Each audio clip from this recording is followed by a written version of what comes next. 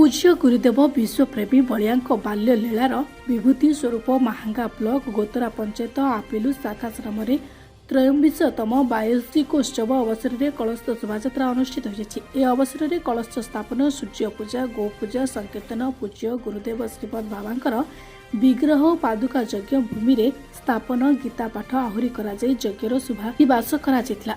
3 तारिख दिन उक्त आश्रम को विश्वप्रेमी बाबा बलिया शुभ पदार्पण और आशीर्वाद वचन कार्यक्रम रही।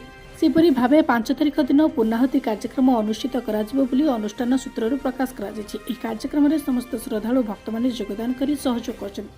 प्रभु शिशु अनंत पीठरे 2024 मसीहार वार्षिक उत्सव यथाविधि अनुष्ठित करा जाउछि।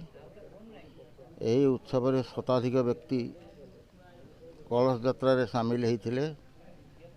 बहुत कर्मी यात्रा रे उत्सर्गीकृत मनोभाव लेकर सेवा कार्य कर चली। विभिन्न स्थान आसुवा व्यक्ति माने बहु उत्साहर सहित से सब काम संपादन कर। मानसिक जो भक्त मैंने आसुचंती से भक्त मानकर से माने जानिचंती कौन मानसिक पूर्ण होची तांकर कौन असुविधा सुविधा भल मंद से माने निजे अनुभूति करचंती। इठी किछि मिराकिल नाही, निजर अनुभूति ही तांकर माने जोड़ा कि तांकर इच्छा शक्ति पूर्ण करछि।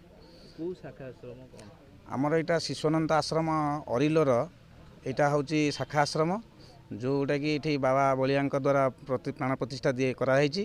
आज की मध्य 23 वर्ष हेलानी यज्ञ एठी अनुष्ठित होउछि एवं पूज्य गुरुदेव मध्य बाबा बलिया एठिकी प्रति वर्ष प्राय आसती एवं असुविधा बचत केतबेले आसीपारती नहीं, किंतु ए वर्ष यज्ञ आरंभ प्रतिश्रुति देइचंती एवं 3 तारिख दिन एठारे आसी संध्या 6टा सुधा पहुँचे एवं इठी गोटे सामाजिक और आम परिवेश विषय रे आलोचना हब एवं मुख्य आकर्षण रही जे विधवा माँ मानू जो आमर असम्मान कराऊँगी से संबर्धना दिज्व और से पूजा अर्चना करा यज्ञर मुख्य आकर्षणीय बिंदु ये अच्छे।